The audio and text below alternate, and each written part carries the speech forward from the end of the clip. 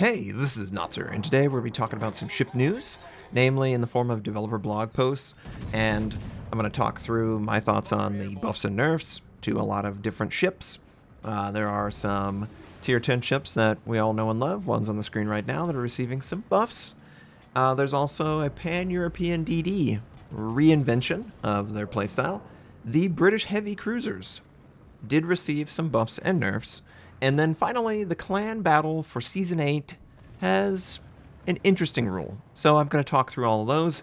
Game in the background is myself in my Montana, my tier 10 American beauty.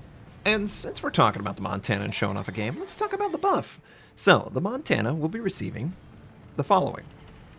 Restoration of hit points by repair party consumable was increased from 0.5% to 0.66% of maximum hit points per second.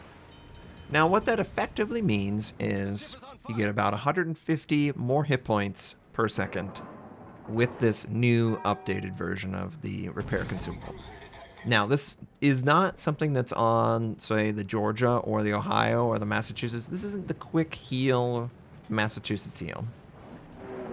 This is leveraging the repair party buff that the American battleships received probably like 6 months ago, and the Montana was the one that was omitted from that buff. Now it's getting this exact same consumable, so at least for the line you have uniformity. And as far as the Montana is concerned, well, I love the Montana, so a buff to the Montana, making it even more relevant in the meta? Yes, please. I mean, I've been playing the Monty a ton. Last rank season, Monty gave me a lot of easy wins. It's a really good ship, and it's really underestimated. So these changes could push it too far. But honestly, would that be the worst thing? If the Monty is the best battleship, its gun velocity will always hinder its ability to unfairly clear the floor of the enemies. They always have, especially if they're fast or range, they always have that long time to get over the target. French D is nearly immune. There's always going to be classes of ships that are really good against American battleships, and therefore, I think as powerful as this may make it, it's always going to seem fair to an opponent because of that trait. You really have to be a really skilled predictor to watch a shell go towards a target for over 10 seconds and hit them. You know, that's on them, but it's also a little bit on you predicting their intentions. So I enjoy that about the Monty, and that's why I feel like, you know what, people shouldn't have any issue with a Monty buff. I personally feel like it's very fair to play against these ships because the gun velocity, it really limits the targets that it can be successful with, and honestly the attention of the target. It's all on them on whether they want to make it really hard or really easy, and I like that. The Hindenburg is receiving a reload buff. It's going from 10.5 to 9.8. It's actually going to be better reload than the pre-nerf Hindenburg that was so powerful that we need to nerf it into the ground. So I'm very happy for this change. Obviously, I love the Hindenburg. Not as much as I used to, but these changes are definitely going to make it more relevant, and I look forward to playing it. A ship that's receiving a nerf. The Kremlin, the tier 10 Soviet battleship, is receiving a AA gun mount hit point nerf. The gun mounts for the AA system is getting halved in their hit points. So any HE shell, enemy aircraft with HE dive bomb or attack rockets, they will be more successful in clearing off AA whenever they attack. But the elephant in the room is this really all you think the Kremlin needs as an adjustment? Obviously, it needs one more adjustment. But it's not going to get that adjustment. And the reason it's not going to get that adjustment is because their home, Wargaming's home country, views the Russians as underpowered. Especially the battleships. I don't know where this comes from. And it's not every Russian playing on the server, but I have heard multiple CCs and Russian players complain about the same thing. So I'm not talking out of my ass. This is some weird phenomenon where I guess players are just playing the game differently, so they have different priorities. And the Russian server, they play the game completely differently. Like, they literally go point blank range. They love standard battle. You know, the only reason standard battle was in the game is because of the Russian server. So from my view, it's like, okay. But from other players' view, it's like, well, come on, man. We need a real nerf, not an AA gun mount nerf. Yeah, this is probably all we're going to get for now. Maybe we get something in the future. You know, I don't know. Maybe this makes it vulnerable enough. Probably not. It's going to barely be noticed. I know that. Ooh, nice. But yeah, I've seen people complain about this. So this is a legitimate concern, you know, that they can't clear it out. But obviously, people have complained about a lot of things with the Kremlin, and this is not the #1 topic.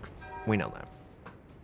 The Boyskevitsa is getting a buff in the turret gun angles and the torpedo turret angles. So both are wider and easier to use. So I would love to see how this plays. Clearly a buff to the Boyskevitsa is good because it's not very good. So we'll see with that. The French DDs, the tier 3, the tier 9, and the tier 10 are getting nerfed. The tier 3 hit point nerf. Stock hull's going down to a smaller number, and the upgraded hull is going down the stock amount, and that's the only change there. For the Mogador and the Kleber, they are getting a concealment nerf, a torpedo detection nerf, and plane concealment's being nerfed, the ship concealment's being nerfed, its firing while in smoke is being nerfed. The base concealment on the Mogador is 9.54 kilometers. The old one was 9.04, so half a kilometer worth of a nerf. For the Kleber, it's worse. It's 1 kilometer. 8.88 base going to 9.88. And I've done the math.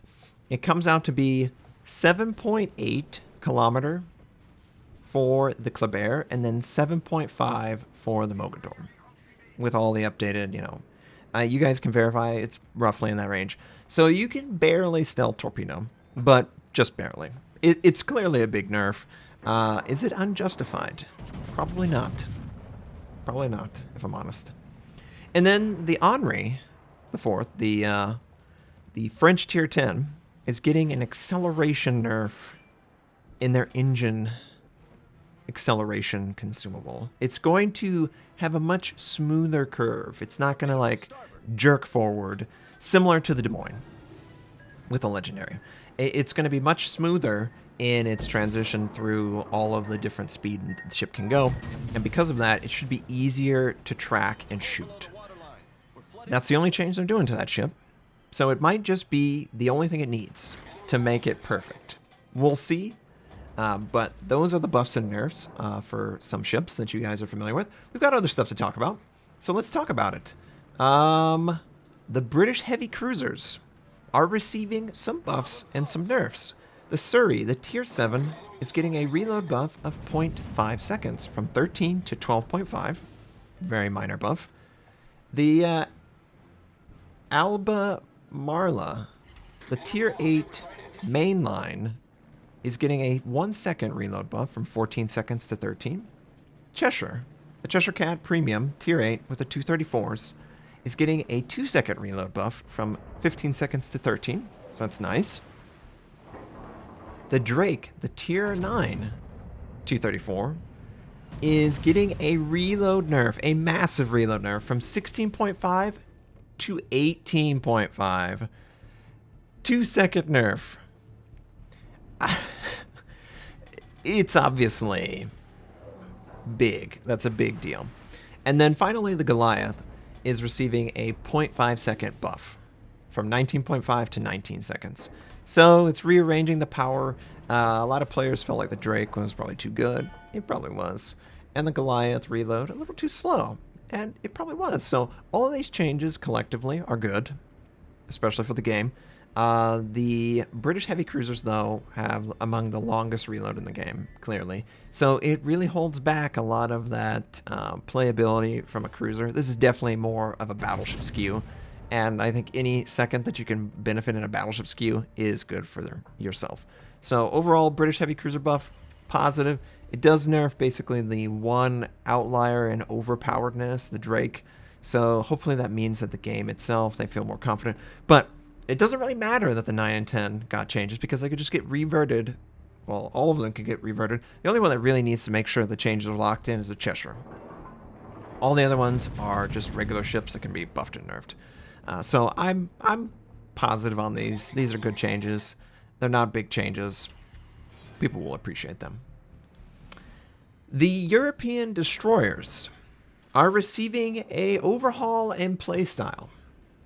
For the tier 5, 6, 7, and 8, 9, and 10 destroyers in the small end, so basically all of the tier ships that have the ability to equip the repair party consumable, they will get 1 extra base. So it's going from 1 to 2. If you have Superintendent, it goes from 2 to 3. If you have the premium consumable, it will go 3 to 4. So it's a very nice buff. 1 extra charge. It used to be it was only going to be 3. Now it's 4. They're definitely playing with the idea that you're recovering more than you are sort of stealth and assassin. You're openly in vision going against targets. Now, once I explain all the changes, you'll probably be like, oh yeah, that's okay. European destroyer Romulus, those Romulus warbirds, the tier 3 is getting a reload buff from 6 to 5 seconds. The researchable gun is going from 6.5 to 5.5, so 1 second buff across. The detectability is being improved from 6.94 to 6.14, and everything else is improving as well. The plane detection and the smoke fire detection. And that is basically the changes that are made to every single pan-European DD.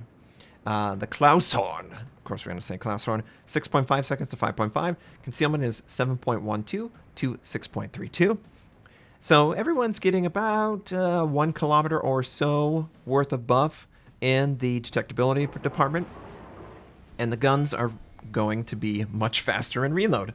The later ones, 6.5 to 5.5, 7.66 to 6.86. The tier 8 is going from a 3.5 second reload to a 2.5. The tier 7, 3.5 to 2.8. The detection of that tier 8, the Oland is going from 8.02 to 7.22. The buffed concealment, after all things are said and done, is somewhere around the 5.7 to 5.9. That's roughly where they're sitting, and that's pretty good.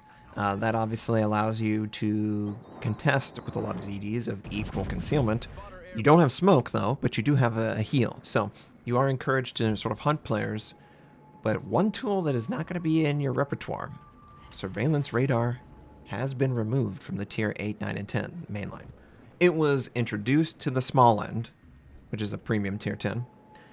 But, collectively, the changes are either going to expect you to operate closer to the front, more of a cap contester, very fast torpedoes with long range, and very fast reload. But you can't hide yourself in smoke. But having the defensive AA, that's a nice feature. Obviously, taking away radar hurts, but if it was completely broken, it was never going to make live anyway. At least with defensive AA, it's more reasonable that it would exist, and if anyone wanted to attack you, they're going to pay for it. Hopefully. If the Friesland is the measurement that we're going by, anti-air is going to be very good on it. Hopefully.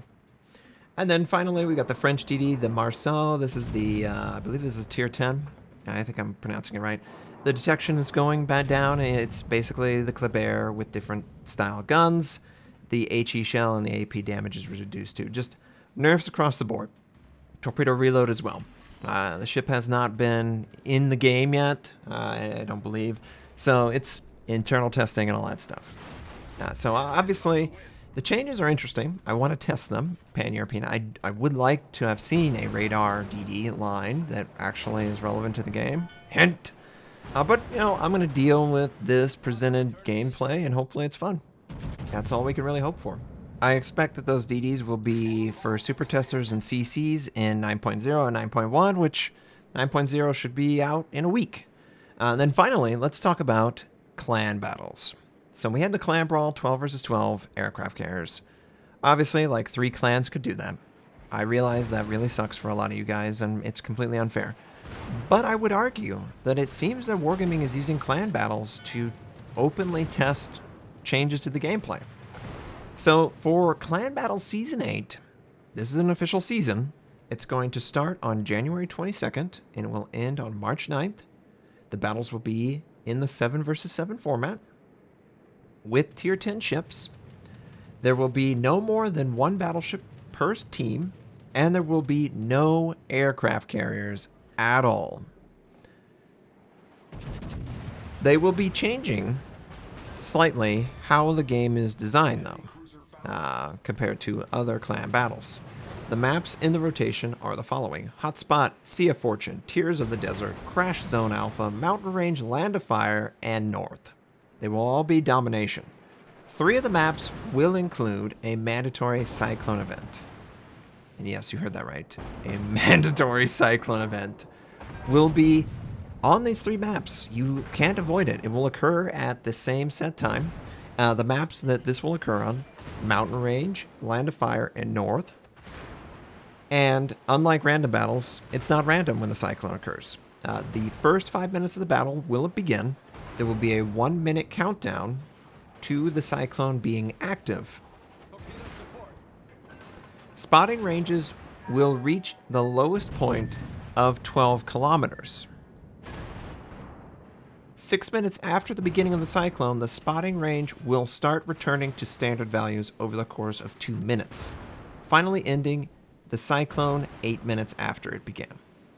So this is kind of interesting. This is actually sort of a weakened version of the Cyclone, and obviously the elephant, they're trying to limit radar's benefit. By everyone being spotted within 12 kilometers, that means that there's not a radar in the game that would reveal a player that would be unseen to that person.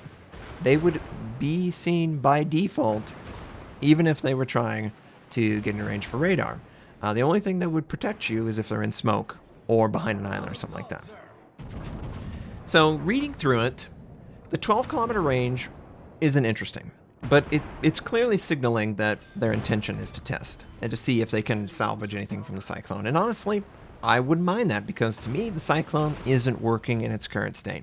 And if you need probably your most dedicated players trying this out and fixing the game mode so that players can enjoy it, I'm all for it.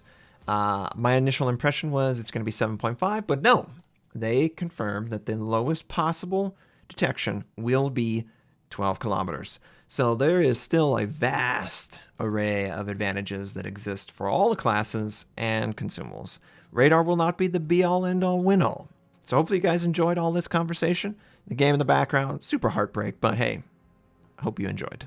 Thanks for watching. If you'd like to check out more of my content, you can click the most recent or the most relevant uploads. You could also choose to subscribe to my channel. We do daily World War Z videos, first impression, how-to, news, or review related. My North American recruit invite is on the screen. You can take advantage of that.